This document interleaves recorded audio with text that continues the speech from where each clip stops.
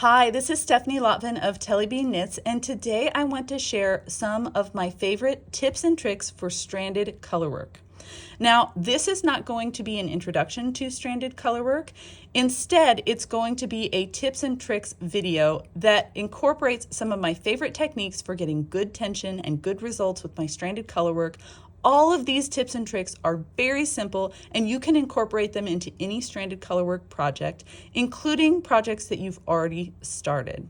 So I have here a haunted house hat. This haunted house hat is a pattern that's going to be coming out in October. It is a companion pattern to the haunted house cowl, which was released last year as part of my mystery knit along. If you are following along with the Witch's Brew Mystery Knit Along, then you can start incorporating these stranded colorwork tips into your project today. Let's get started. I have here a second sample of the haunted house hat that I've been working on. I'm working on the jack-o'-lantern faces right now and clearly having an extremely good time. They're starting to smile at me, which I absolutely love. So for the first tip for working your stranded colorwork and improving your tension, what you need to do is have a look on the wrong side of your work. These strands of yarn that are running on the wrong side of your work are called floats. And the key to getting good tension when you are working in stranded colorwork is to keep those strands of yarn nice and loose. If the floats become quite short, then it is going to pull your stitches together, which is very likely going to cause puckering. It's also going to make it trickier for you to block after you've finished your project because there's just not as much stretch in your project. To keep those floats loose, I recommend doing something extremely simple, which is every so often make sure and scoot those stitches on your right hand needle apart. By spreading out those stitches, you're keeping the floats on the wrong side of your work nice and loose. You'll need to do this relatively frequently, but you will find that as you work, that it will get easier and will become second nature to simply spread out those stitches as you're working in your project. If you're finding that you're still having trouble with your tension while working your stranded colorwork project, this next tip is another simple way to help you lengthen the floats on the wrong side of your work. I have here a gentle rain hat that I'm working in some Christmas colors, and I will demonstrate this next very easy trick. So right now I'm working with the right side of my project facing out. But to improve the tension on this project and make those floats a little looser, I can turn my project inside out as I work. I can still see the right side of my project, but now the wrong side of my project is facing out. By turning that inside out, it's giving those floats a little extra pull as they come around the outside of the needle, and that little extra pull gives those floats a little extra length. So let me show you what that'll look like while I'm knitting. You can see I'm knitting exactly as I was before, but simply with the wrong side of my work facing out. It's easy still to see the right side of my work, but I'm getting a little extra stretch on those floats as they come around the needle. And I still recommend making sure that you stop every so often and gently spread out those stitches. My next tip is to trap any float that is going to be longer than 1 inch or 2.5 centimeters. The gauge for the Witch's Brew cowl, the haunted house hat, and the haunted house cowl is 6 stitches per inch. This means that I'll need to trap any float that is longer than 6 stitches. You can see here I've just worked across the top of this jack-o'-lantern head, and the top of this jack-o'-lantern head has 9 stitches, which means that I need to trap a float when I work across these 9 stitches so that I don't have a long strand of purple yarn on the wrong side of my work that will make the top of my jack-o'-lantern head pucker. I want to make sure I can keep those stitches nice and loose. My next recommendation for getting the best results with stranded colorwork is to always stagger the traps when you are trapping your floats. So I have here an example chart for colorwork, and you can see there are some sections where there are quite long stretches of this contrasting color.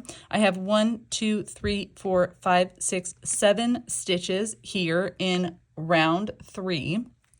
And so if I was working this chart and I needed to trap a yarn, it would be ideal to trap it someplace in the middle of these 6 stitches. If my gauge is 6 stitches per inch, I could count over 6 stitches and then I could trap my yarn between stitches 6 and 7, but what I'm more likely to do is trap it closer to the middle.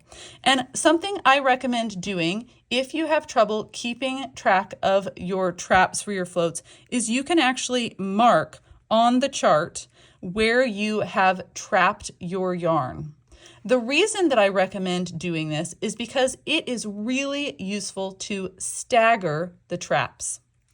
When you are working in round 4, it's important to make sure that you don't trap your yarn just above where you trapped your yarn in the previous round.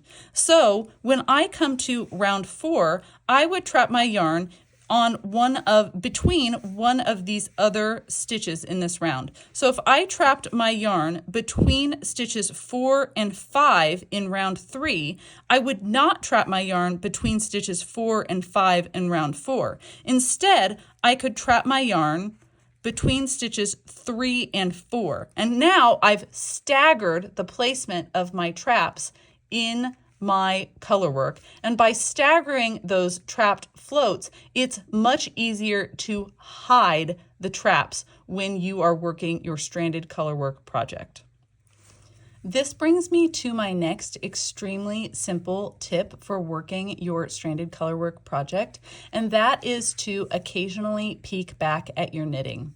If you are working a motif like this sweet little pumpkin, it can be quite easy to see if you've made a mistake, but in order to see the mistake, you need to take the time to just glance back at your knitting to make sure that you are getting the little teeth, the little eyes, the little nose that you want out of your project. So as you're working and stretching out those stitches, take just a split second to peek down at the motif and the progress that you're making. While you're working from your chart for your stranded colorwork project, I recommend making sure that if you like to cover any rounds or rows of your chart with a scrap piece of paper or tape, that rather than covering the rows that you've completed, instead cover the rows you have yet to come. So for example, many knitters, if they were on row 3, would cover rows 1 and 2 of their chart in order to easily read across row 3. But when you're working in stranded colorwork, it's really useful to see the portion of the motif that you have already completed to make sure that the coming rounds line up with those previously completed colorwork rounds, to make sure that the motif isn't getting off in any way. And so when you're reading your chart, if you like to cover any of the rows or rounds with a piece of scrap paper or fold your pattern as you go, I recommend putting your scrap piece of paper above the round that you're working. So in this case, I've completed round 1, I've completed round 2, and now I'm ready to work round 3. So I would place my scrap piece of paper above round 3 so that I can see the shape and the way that those stitches are falling in my colorwork motif. This next tip is for anyone who has trouble with counting stitches or making sure that the motif is lining up from round to round. And my suggestion is simply to add stitch markers between every pattern repeat. I do this really frequently with lace patterns, but it can be very useful in stranded colorwork patterns, especially when you're establishing a new motif. These are a great physical and mental reminder to start counting your stitches again and making sure that you get the correct number of stitches in each color when you're working in the round. My next recommendation is to make sure that you block your project when you finish. There is a lot of magic that happens in the blocking process for stranded color work. There's so much wrinkly crinkliness that will work its way out of the project when it has been blocked. So much magic happens in the blocking process. So if you are feeling very nervous that maybe your project is puckering or wrinkling, or you think that your motif is not looking neat enough, you could even mid-project consider blocking to see if you can work some of those issues out of your project before you even consider ripping. I always recommend blocking your project first. Even if it's mid-project, you can put your project onto a piece of scrap yarn. You can block it just as you plan to block it when the project is completely finished, and see what that stranded color work looks like, because there is magic in blocking. My last recommendation is an enthusiastic one, and that is to trust yourself and be confident. If there's a technique that works for you and it doesn't look like something that I demonstrated in this video, or it doesn't look like something that you've seen another knitter do, that doesn't mean that it's wrong. You rock. You're amazing. If it works for you, lean into it. There's no reason to change things just because someone else is doing it differently. There are a lot of ways to complete a stranded colorwork project, and the way that you're doing it is beautiful, and you are a powerful Stitch Witch.